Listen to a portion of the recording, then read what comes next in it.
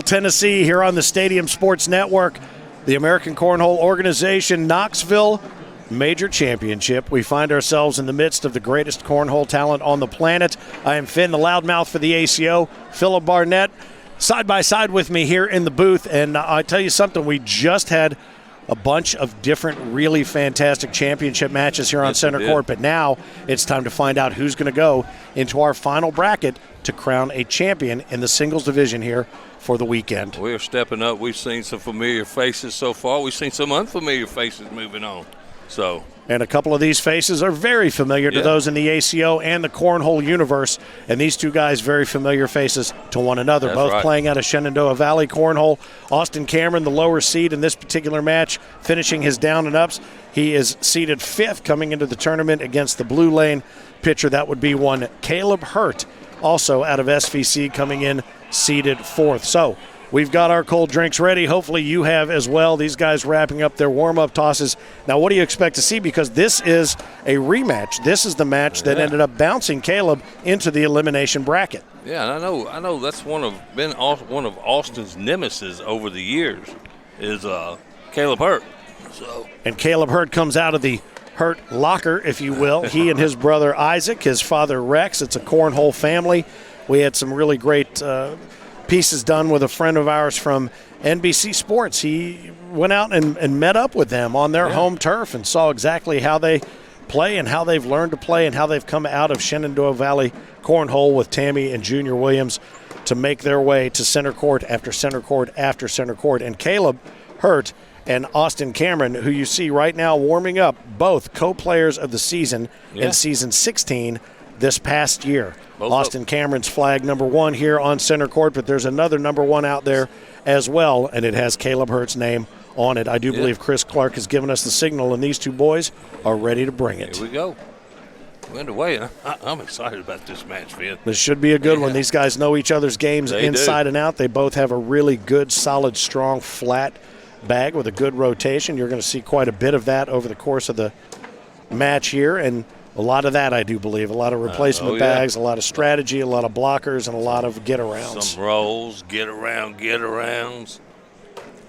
Oh, and that's a big miss right there. We took ourselves a little bit of a break here because, as you might imagine, here in Knoxville, Tennessee, some folks were interested in the end of the divisional championship game between Cincinnati and Tennessee. I understand if you'd like to take a moment of silence for your Titans, you can certainly do that. I'm going to take one too, okay? All right, well, I came down from Cincinnati here. Now, that doesn't necessarily mean that I was cheering against you. I'm just telling you we thought it might be a good moment to take a break and let everybody here at the Knoxville Convention Center consume the remainder of that game. So the thing about it is there's a lot of Cincinnati people here and a lot of Tennessee Titan people here. And yes. We heard them going back and forth over there a minute ago. Yes, we did. And as many Georgia, Alabama fans that are here as well from the college ranks, it is pretty amazing that we are all able to coexist shoulder to shoulder the way that we do. And, boy, I'll tell you what, Austin has left quite a little dog pile there up in front of the hole, but cleaned up nicely there to the right side. I got to figure this is going to give Austin an opportunity to take one in and drag one with it, and he does. Kaleb grabbed 5 the first round and 2 that round, so he is off to a thundering start. Well, you made the mention of the word nemesis, and we're just about to find out whether or not that is the case. Austin, as we said, was the one that bounced Kaleb into the elimination bracket, 21-15 earlier, and then to get to this round, he defeated T.J. Miller in the first of our 4 bracket winners finals. Yeah, and you know these guys, you go to one of their regionals and you have these two guys every time there, you know. And to your point, the regionals that we run around the country, we being the American Cornhole Organization, a great opportunity. Tammy and Junior, who run SVC, have 4 or 5 different. That was a great bag. 4 or 5 different locations where they run regionals. So these guys may see each other a lot, or they can kind of pick and choose maybe where they want to go and try to dominate. But I'll tell you something, it doesn't matter when you've got shots like that in your kit bag. And that kid has the full arsenal. Absolutely. He has the full arsenal. Nobody's going to stop him, and he gets off the goose egg, posts a 4 spot, 7-4, exactly what we expect to see. It wouldn't surprise me to see 8-7, then 9-8, then 10-9. 17-16. Yep. 21-20 is what I'm looking at for a final on this one. I know you are the prognosticator of the pair, but I will say I'm going to go for 21-20 is going to be our final. Oh, and Kaleb just threw one off the back going for an early airmail. Mm-hmm. Settle back down. Now, he is, as hard as these guys both throw these bags with as much rotation, the flat nature of the bag when it hits does give it a little bit more control, I think, especially down the center. Yeah. The way that they pitch them. And they're not as susceptible to that flying off the back unless they're really trying to shoot that airmail, like you mentioned. These are both carpet bags these guys are throwing, so. It's going to slow it down. Yeah, it slows it down a lot on these speedy boards we're playing on here. Oh, and he almost rolled over that bag that's sitting hanging. And I think you're going to see him come in low and hard and try to clean that up. And unfortunately, that's 2 bags off. Unfortunately, 2 off the backside. And what do we say? 4. Possibly 8-7 would be the next score. 8-7. Kaleb jumps up 7-0, and all of a sudden it's an 8-0 run by Austin by doing what he does best, by blocking. And if you're wondering what we really know by saying we'll watch, maybe it'll be 8-7, it's not because we're that smart. It's because we've watched them play over and over and over and over again, and this is exactly how it goes. And you see the Hurt family scattered all through the building watching this game, and they're everywhere. There's not just one. No. Each corner of the stands has a Hurt watching this match. Up and over, and he's going to I'm not exactly sure what that shot was. That was sort of one of those little flop shots, and it just found its way in between the two that Austin left. He's not happy with the fact that he's basically built a middle lane for Kaleb to take advantage of, which is exactly what he does, and he's going to throw the 4 spot up on top of that. Yeah, and you know, when you're playing against these two guys, they know if they leave a bag to the right, they're going to give up 2. They leave 2 bags to one left, one right, they're going to give up 4. Austin Cameron was already shaking his head. He knew exactly what was going to happen. How many washes do you think we will see in this match? So far, we haven't seen hardly any. We may not see any. The over-under will be 1. I might take the under. Yeah, because they're going to take chances. They're going to shoot their shots. Oh, and he's got them set up for an airmail right here. Let's see what he does. Kaleb's going up. He's a little short. Now he's got all 3 of them hanging. Set himself up for an airmail 3-bag drag. Oh, and I thought he might try to roll that one on top of him. He's going to do it. He's going to go get it. He's going to get it up and over. And it just sits there. Just sits there. And Austin content to take the deuce and just leave those sit. Boy, that was dead center, but it was just a hair long. It landed right on top of that back bag and kept them all from going in. Well, I think if you look at that on screen, I would almost coin a new term there. That looked like couch cushions. Didn't it? The way he had them stacked up around the back arc of that bag, and there's a low bag. Uncharacteristic of Austin Cameron there.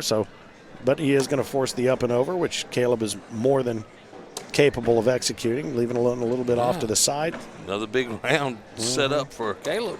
Yeah, and he's going to take advantage of every ounce of that because there's plenty of space in front of the board for him to work. If he wants to slide, he can work off of that right side bag from Austin, which he's done 3 times in basically 2 times in a row now. Now he's just could be a 6-point round. This is going to be automatic right here. Yes, and there it is. Boy, I'll tell you what, 11-10 turned into 17-10 very quickly.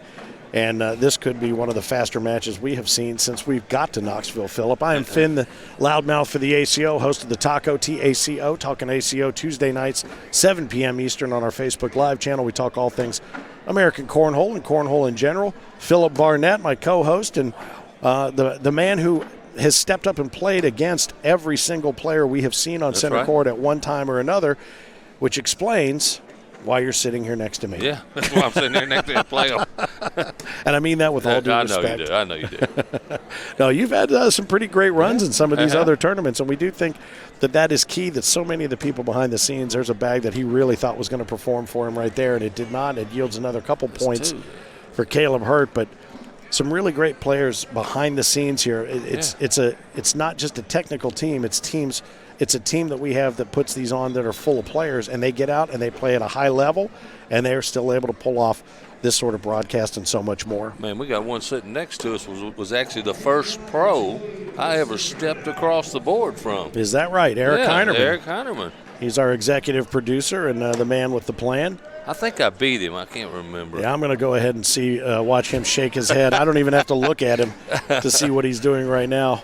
I was still throwing corn bags at that time. All right, so Austin is having a – boy, he is just not able to dial it in. And that's what a shot. Actually, Kaleb did him a favor. That's not fair. That really is not fair. Yeah. Well, really, he may go for a big push here. Really all he could do. He's going to come in up and over. Oh, and he misses the airmail, but with a 9-point cushion, I guess why not? He's going to give Austin that chance to come in there and try to he only gets one. Clean it up, and he doesn't. He does not take advantage of that middle, and he saunters down to pick up his bags and post his digit. I didn't understand that shot by Kaleb right there. I guess he's got a cushion. He knows he's not going to give up a 10 spot. So, and Austin is suddenly gone completely off, and has to follow. And there it is. We've talked about it all day. We talked about it all night last night. We had it happen a lot. Follow the leader. They're both laughing. They know. They know. Both of them know how much better they are than this. And there's another one off. I think he might get that one. This is almost as if to say, look, we're just like you people. I mean, they're common folks all of a sudden. No, they are not. They're being kind to us, the viewer of this match, to make you think that they are not cornhole deities, which both of them clearly are.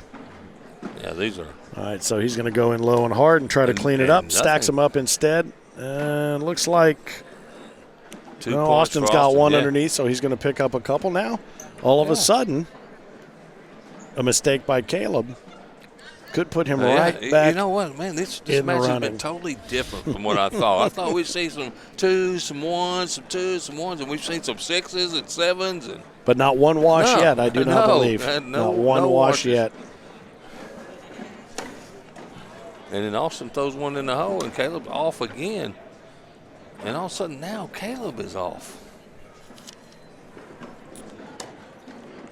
That's a nice bag to leak in there about the 1 o'clock position, that get around.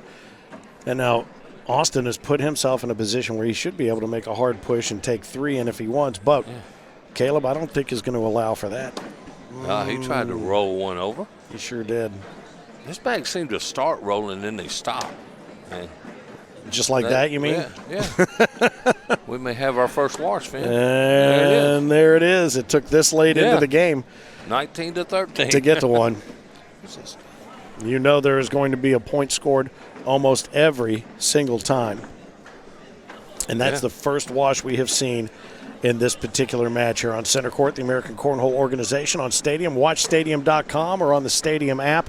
A lot of great sports available for you, from college basketball. There's strongman competitions. I love watching those. And you get a little arena football. You get a little bit of anything and everything on Stadium. And we love to be the cornhole component of WatchStadium.com and the Stadium app. There it was. Around. And that's the first one I think he's executed the way he wanted to. Oh, nice bag there. In this particular match. Coming in low and flat. This could be it. This could be it, and this will be it right here, right down the center. Yep. And it's over. All right, that's going to do it. Guess what we get? I'll tell you what. We get part 2. Part 2, because it has to be a double dip situation coming out of the elimination bracket. Kaleb Hurt got bounced out of the original bracket, 21-15, and 21-13 is his revenge on game 1 of 2 that he has to win to advance. And they're going to go right into it. Guys, they don't need warming up. They want to just continue firing. They've got their wrists loaded, and they are ready to go. They may want to take a deep breath, because they both got off from their normal game in the middle of that. And now I think the pressure is really on Austin Cameron here. Oh, no question, no question. And he knew he had, and then we've talked about this being the curse of knowing you've got to be double dipped, which we saw 3 times last night. You know you've got that second game if you need it, but maybe just on that simple walk from board to board, he was able to reset. Oh, that's nice. He's got a good solid mental game, but I've just as quickly as he bears down and gets focused, he can also get thrown off of focus. He can. And you know, I've seen him make some facial expressions that we don't normally see out of him. You know, well, he's showing a little bit more emotion that he may be more comfortable showing around Kaleb, who he's familiar playing with, out of his group. Now, if he was playing against somebody like, even last night when we were discussing, him beating Caden Allen, he knew when he had him. With Kaleb, he doesn't. He knows these guys well enough to know when he doesn't have them where he wants them. Well, when you play either one of these games, you have to throw your best. Either one of these guys, you have to throw your best. If you don't throw your best, you have no chance. Right. Absolutely no chance. And it goes for either one of them or anybody that's playing out there in the arena right now.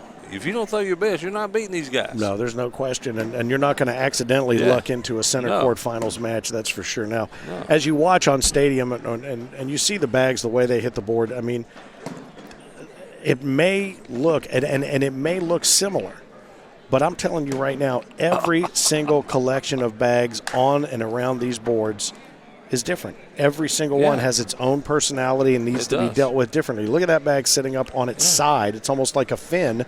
No pun intended, sitting up on top because he could not get the roll to finish. We could call that the fin bag. Well, you don't see it very often, which is exactly how often you see me on center court, so that might be the perfect name for it. But I guess my point being, there is a different way to handle every single situation, even down to an 8-bag or all down the center, because if you're the first one to blink, that could be the end of your game. That's right. It very well could be. 4-0, Kaleb Hurt here in game number 2. He's got a double dip. He's up 21-13 in the first game. 4-0 in the second game. He is the higher seed over Austin Cameron. These guys very familiar with one another's game, and you're going to see quite a bit of anything you can do, I can do better, faster, higher, harder, whatever. Pushing. And that's going to be low. As soon as it came out of his hand, that dirty bag, there was no question about that whatsoever, and that's going to cost him 3 points. And I think that first game is in the head of Austin Cameron. Oh, there's no question. He has made some uncharacteristic mistakes. Right. And that was really one right there. Yeah, as soon as it came out of his hand, you could tell. And he throws a good rotation, a good flat bag, but as soon as it came out of his hand, you knew it was too low. And then about the time he gets off, Kaleb's starting to dial in. Not a good combination for Cameron.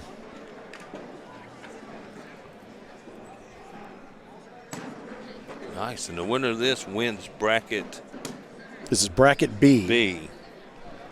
We will continue working our way through the brackets until we get to our championship match here on center court. Again, Knoxville, Tennessee, in the shadow of the Sun Sphere. I love saying the home of the World's Fair in 1982. I just love it because I learned something today. I did not know what year it was, and now I know, 1982. I was not here. But 11 million people were. I do remember when May it was through here, October. actually. Yeah, it was May through October, and all sorts of different innovations unveiled. Touch screens. People saw touch screens for the first time. Think about that. You know, these guys on the court right now have never lived without a touch screen, anything. Pay at the pump at the gas station. Texaco unveiled that at the World's Fair here in Knoxville in 1982. And the Sun Sphere, the only really remaining part of that construction around that entire World's Fair, but we are proud to be in the shadow of that here. Nuzzled up against the University of Tennessee. Great cornhole action here in the warmth of the glow of center court. Airmail time. It's coming up and over. And bam, how about that? Almost drug the other back. That other but it's sitting there. That other one's ready to go, and there it goes. And that's not exactly the favor that I think Austin wanted to provide. He tried to roll that one. I thought he might shoot the airmail again. But the block is... That's up and over. That is insane. I got to be honest with you. You've seen Indiana Jones. You've seen that movie with the big boulder rolling around and chasing him around. That's exactly what that looks like to me, up and over, and it has eyeballs of its own. Dude, that bag knew exactly where it was going. So let me ask you this then. You expected the airmail. I expected the airmail, especially on the backside of one. Is he trying to, with that kind of lead, trying to work that roll bag and try to add that to his arsenal to the level that Austin has it? Because that's not really his go-to shot. Well, you know what, when I think about it, you know how Austin has that hard push. He pushes back. That might have been just a blocker by Kaleb right there to keep him from doing that push. Yeah, but I think anybody that plays against Austin knows you can block all you want. You saw how high that bag climbed to get up and over and around to get into the hole. I feel like if you've got a strength and that strength is your airmail, that's really well done. Shot. Really, just so much power behind that shot. Yeah, and you know, and when I go back to that situation, though, I think he knew if he could block, the only thing he could do was roll it over. He's still getting 2 points. So he's happy. He's happy. Versus the risk of off the back of the board, sure. Look at this lead, 13-0. Who would have thought that? Kaleb. Yeah, probably. Maybe Caleb's dad. He didn't think that. No, I didn't. I promise you, I did. Caleb did not think that either. No. And I'm sure he's happy to be having that lead. Now this would just be hard and low and clean it up. Yep. You called it, Finn. You're getting good at that. No, and that's a bag that's going to go in. Well, I will tell you this: sitting where we are sitting in the best seats in the house, I can very easily tell you what should be done. Yeah. I just can't do it. That's not easy. These guys make some of this stuff. Oh. Boy, that is just a sneeze away from exactly what he was hoping to have happen, but it's going to cost him a couple more. Now, is he going to get off this goose egg is the question. 15-0, Finn. Somebody ought to take maybe a screen capture of this because you are not going to see that very often. I know Austin's family don't want to. Sure, Becky Hurt's got her camera going over there, though. Man. And you see Caleb's brother Isaac, 14 years old, sitting over in that same seat he was occupying last night over there, watching Big Brother, who is also his nemesis. Absolutely. He's the guy that he wants to beat. Absolutely. And Kaleb has just been so consistently good for so many years. He can take some chances with a lead like that, but that's going to get him off the schneid, as they say. I'm not exactly sure what a schneid is, but people do not like to be on it. And we see him, his body language is not the Austin Cameron we're used to. And the shots he's shooting are not the Austin Cameron we're used to either. No, well, you saw him slam that last bag that he collected there before this frame, and you can see the internal frustration. And the question becomes now when he lays that bag low of the hole as a blocker, was that intentional? Or has he just not got it dialed in? No, I think that's more intentional. He's pretty much won the roll game and the block game of every opponent he's played. Airmail. Boy, that came in hard, fast, and long. There's the hard push I was talking about, but he moved his bags, but he didn't get the result he wanted. He got one off now. That's a nice block right there by Kaleb. And here's an airmail by Austin that we don't see very often. Oh, he got one in, but he left it sit on the backside now. Is he going to try that roll back? He's got that roll grip. No, he doesn't. He lays it up low. And gives up 2 points. Going to give up the 2. He had that butterfly grip we've talked about. And if you have an opportunity to pay attention, as they grip the bag, you can almost tell what they're coming with regard to that grip. And a lot of it in Austin is the key to learning that flop shot, if you will, that roll shot. But it's all about the thumb placement. We've seen a couple on Whole Nation with Rich Pyle and Tracy Pyle. He's given some tutorials on how to throw that bag, and it has everything to do with thumb placement as to where you grab it before you release it. Isn't that crazy, though? Really is. Just a 1 pound bag of pellets, and they've figured out how to do magic tricks with them.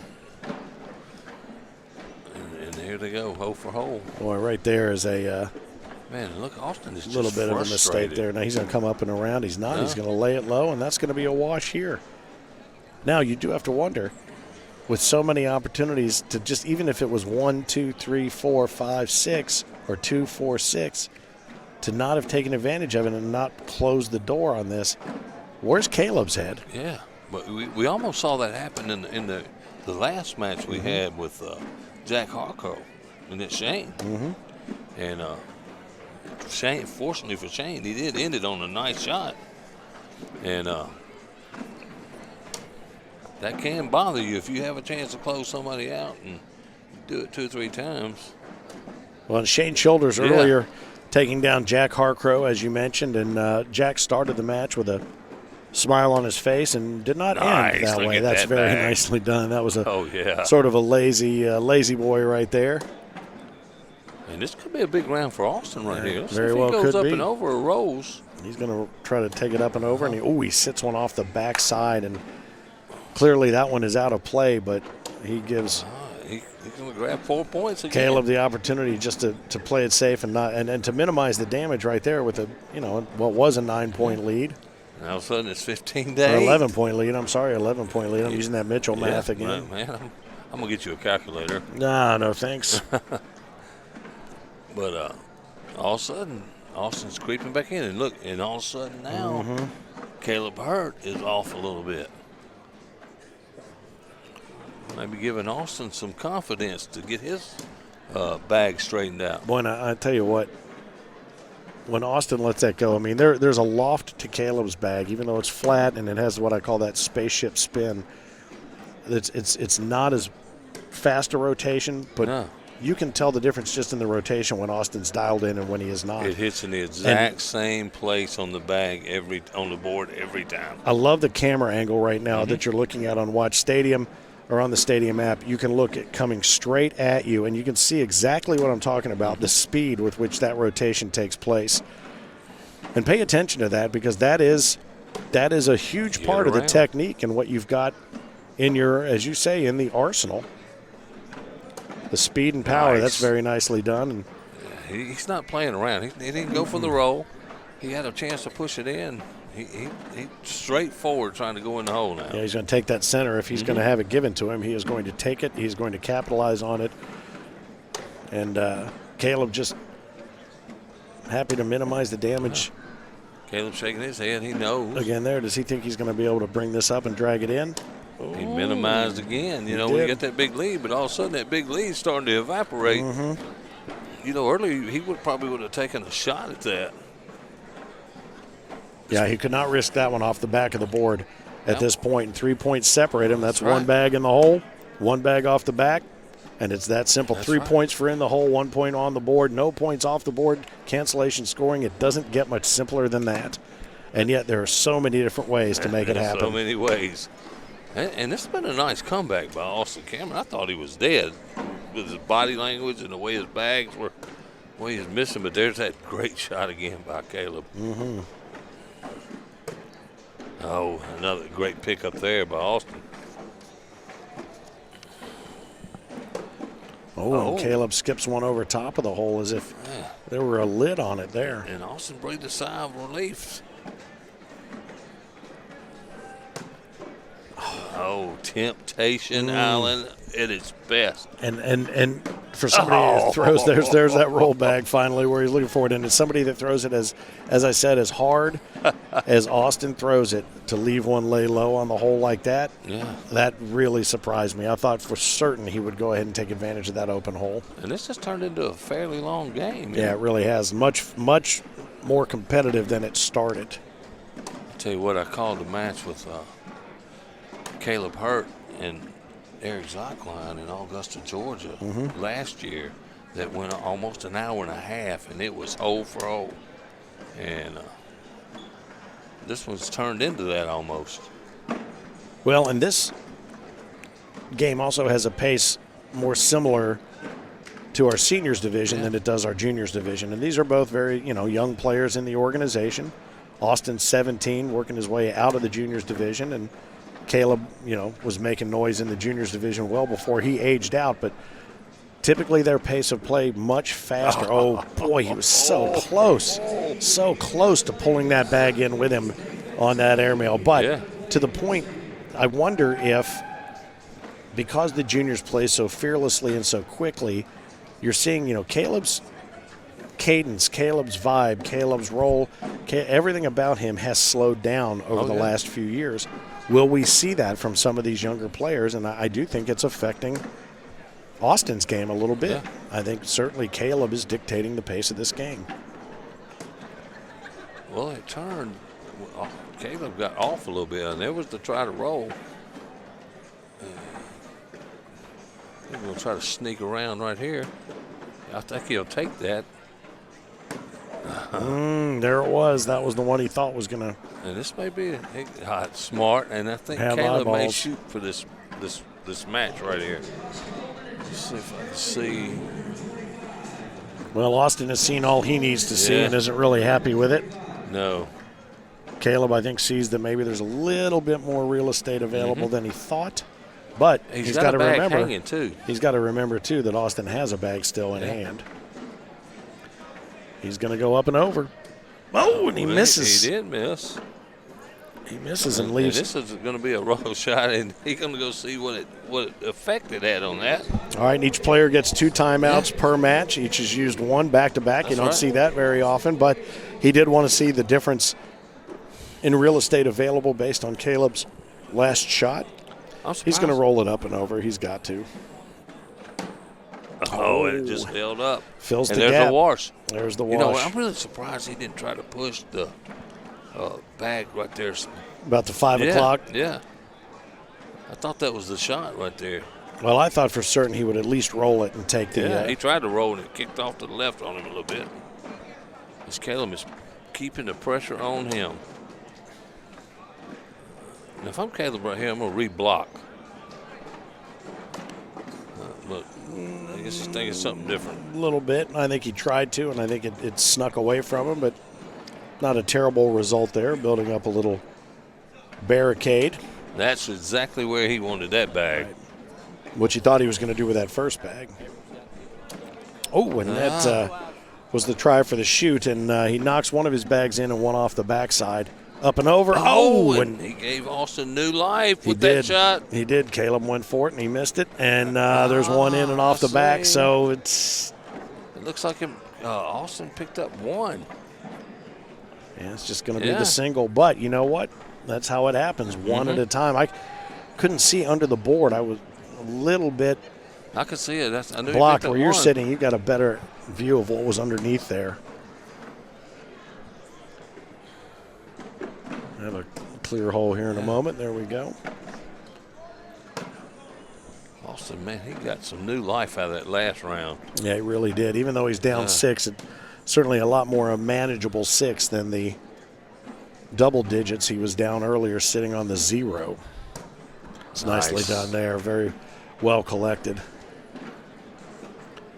Kaleb going to have to take that center. He does.